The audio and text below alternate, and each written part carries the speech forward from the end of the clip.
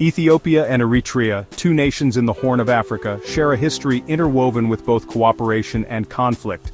Their intertwined destinies have been shaped by geography, culture, and the ambitions of external powers. For centuries, these lands and their people experienced the ebb and flow of shifting empires and regional powers. From ancient kingdoms to medieval sultanates, the region has seen a rich tapestry of rulers and cultures.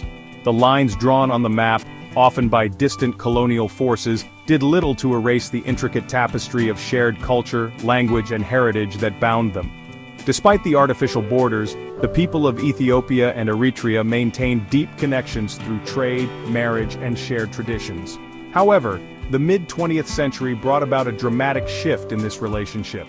The winds of change were blowing across Africa, and the colonial era was coming to an end, leading to new political realities.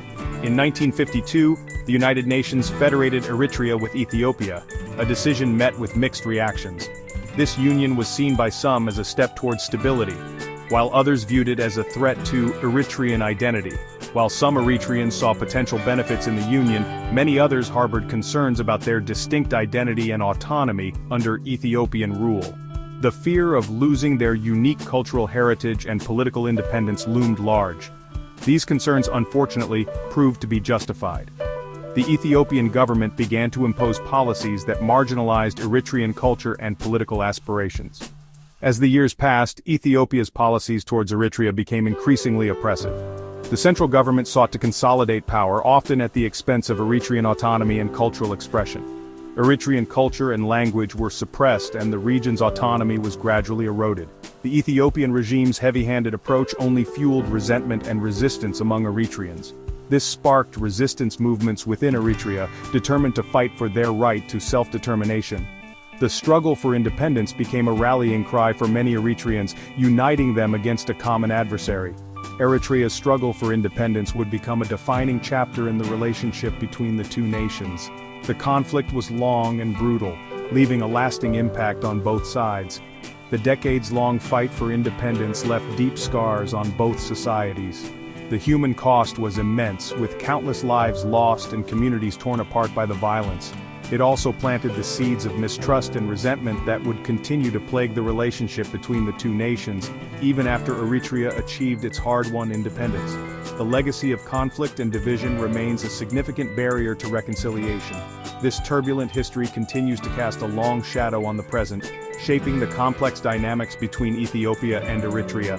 The path to lasting peace and cooperation remains fraught with challenges, but the shared past also holds the potential for a more hopeful future. The Eritrean War of Independence, which began in 1961, was a testament to the Eritrean people's unwavering desire for self-determination. This conflict was not just a battle for territory, but a profound struggle for identity and freedom.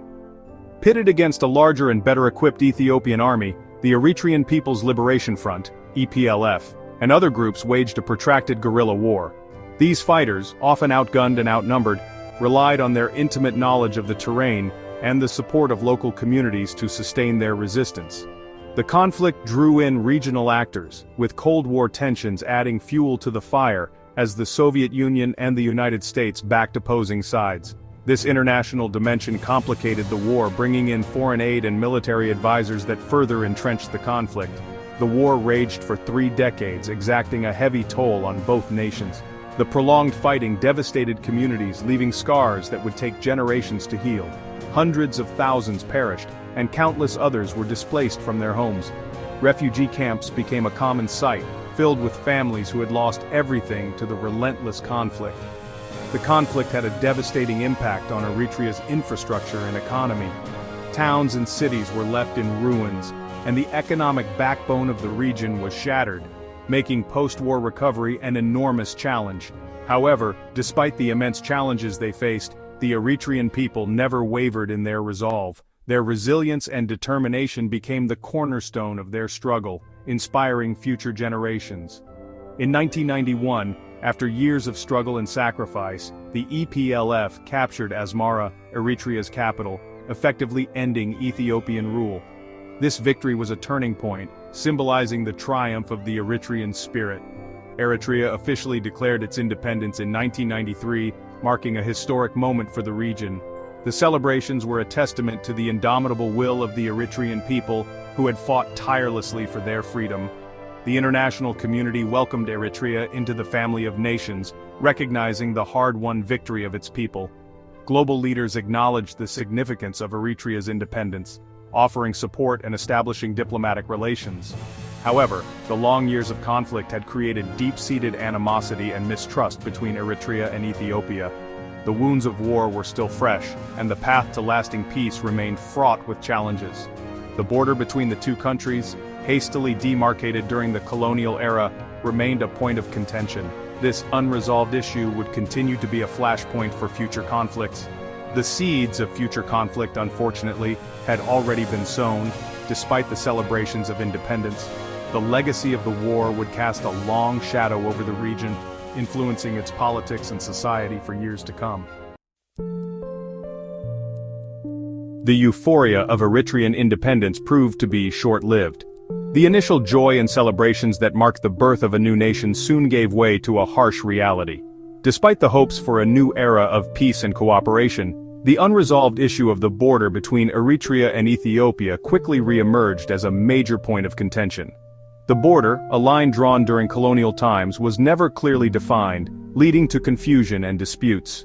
The town of Badme, a small border town of seemingly little strategic significance, became a focal point of the escalating tensions. This town, though small, held symbolic importance for both nations, each seeing it as a rightful part of their territory. Both Eritrea and Ethiopia laid claim to Badme, each citing historical and administrative justifications. The lack of a clear demarcation only fueled the fire, with both sides unwilling to back down. The ambiguous demarcation of the border, a legacy of the colonial era, only served to complicate matters further. Colonial powers had drawn borders with little regard for the ethnic and historical realities on the ground, leaving a legacy of disputes. As tensions rose, both sides began reinforcing their military presence in the border region, increasing the risk of a miscalculation or an incident that could spark a wider conflict. The buildup of troops and military hardware created a volatile situation. In May 1998, Eritrean forces moved into Badme, triggering a swift and forceful response from Ethiopia. The initial clashes were intense, with both sides suffering casualties. What began as a localized border skirmish quickly escalated into a full-blown war. The conflict spread along the entire border, with both nations mobilizing their full military capabilities. The international community watched with growing alarm as the two nations, so recently emerged from decades of conflict, plunged back into the abyss of violence. Diplomatic efforts were made to de-escalate the situation, but with limited success. The 1998 to 2000 border war would prove to be a devastating conflict, claiming the lives of tens of thousands and setting back any prospect of reconciliation for years to come. The war left deep scars on both nations, affecting generations to follow. The 1998 to 2000 border war would prove to be a devastating conflict, claiming the lives of tens of thousands and setting back any prospect of reconciliation for years to come. In 2018, a historic peace agreement was signed, bringing a glimmer of hope to a region long plagued by conflict. This agreement marked a significant step towards lasting peace and stability. However, despite the peace agreement, renewed tensions and uncertainties continue to challenge the fragile stability. The path to lasting peace remains fraught with obstacles and unpredictable turns. As the region navigates these challenges, there are also opportunities for growth and cooperation. It is a delicate balance, but with determination and diplomacy, a brighter future is within reach.